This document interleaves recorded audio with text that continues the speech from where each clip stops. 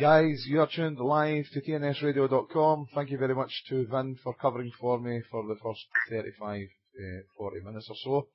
We're not going to be about the bush tonight. We're going to get straight into it. We've got Danny Witten on the line. Danny, welcome to TNS Radio, buddy. How you doing?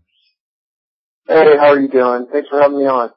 Not a problem. I know you've got a migraine there, so, if at any time during the proceedings you wish to take a break or, you just want to call a halt to the whole thing, then by all means, we're not going to have you suffer for the sake of information.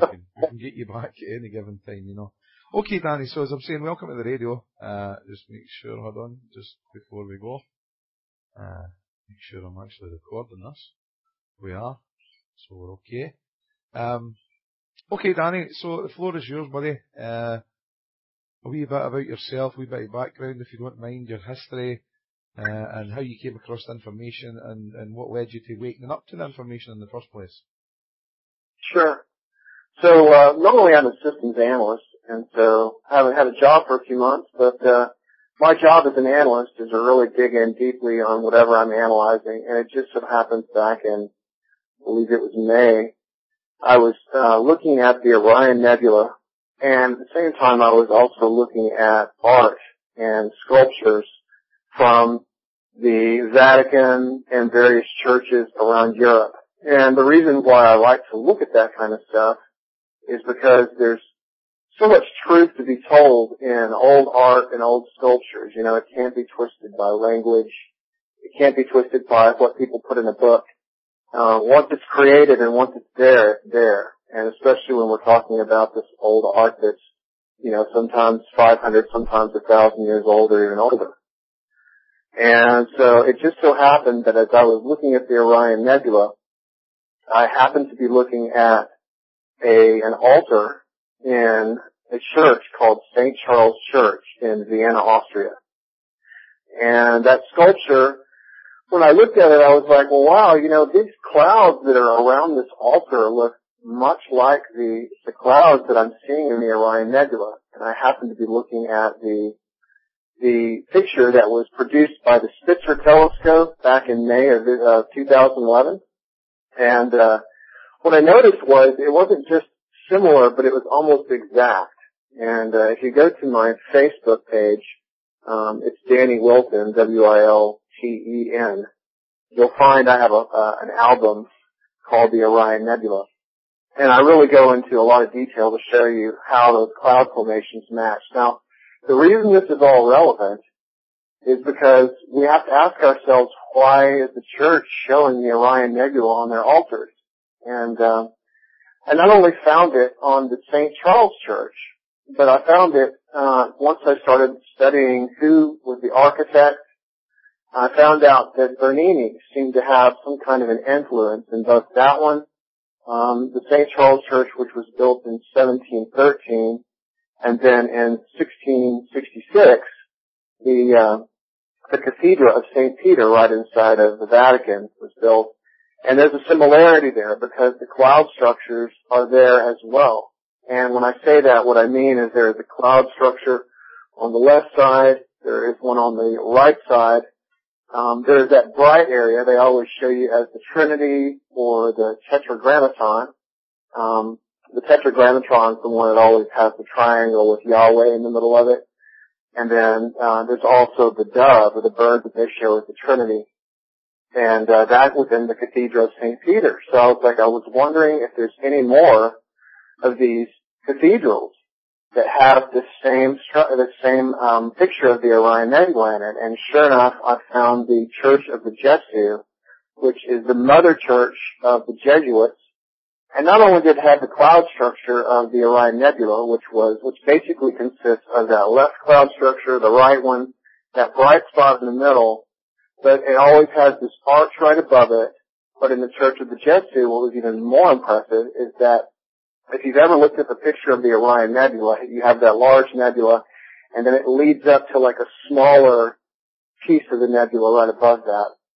And all of that is inside of the Church of the Jesuits. So I'm thinking at this point, why are they showing the Orion Nebula the whole time And especially in the Church of the Jesuits, they call it the triumph of the name of Jesus. But yet they're showing the Orion Nebula.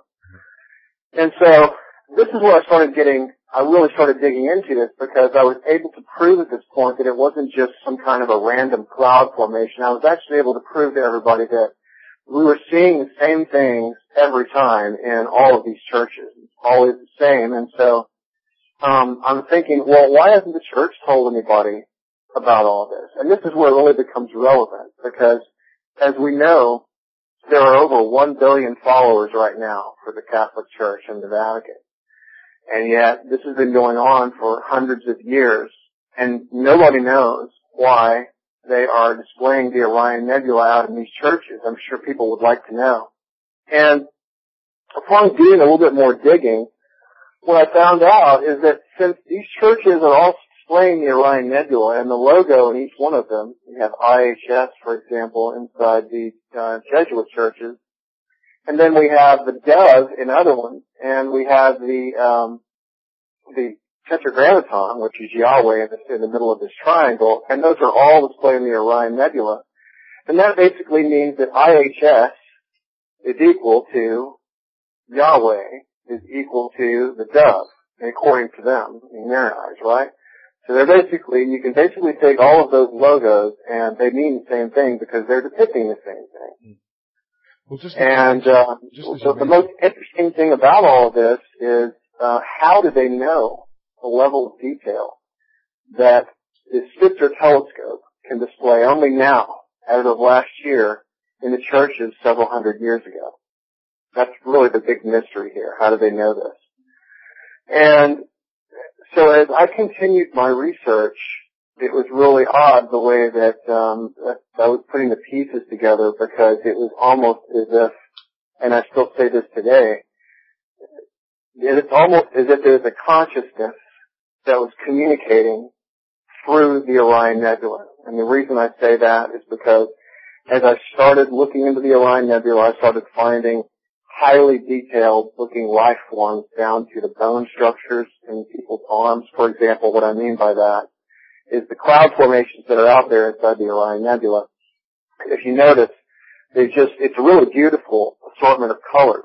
But when you start looking closer, what you notice is they actually form highly detailed life forms. Some people have seen the red dragon that I have, all these things were produced with just one click of the mouse.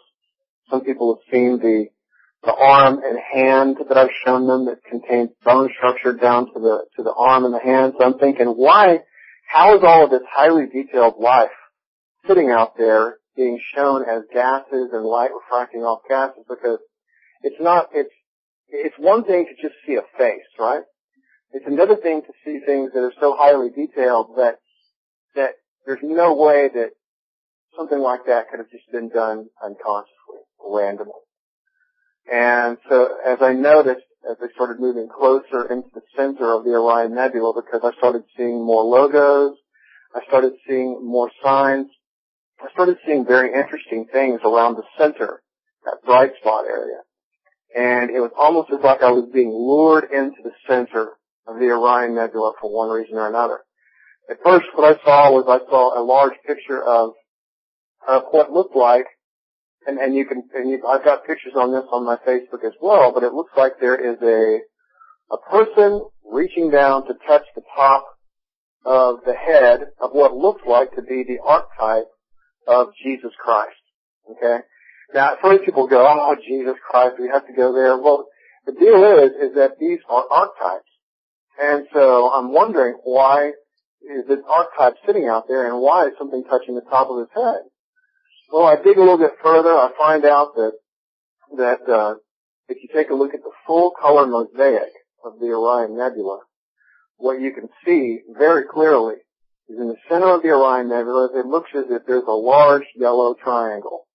Well, if you look a little bit closer, you'll notice that yellow triangle is overlapped on top of an orange triangle facing the other direction. So now you have this Star of David or star tetrahedron archetype. And then what you notice is that if you look a little bit closer, right smack dab in the very center of that is this vortex looking thing. that nobody could see, but I was able to bring it out for them with a couple of clicks of the mouse. So I kind of just stopped it at that point, and I started looking at other stuff.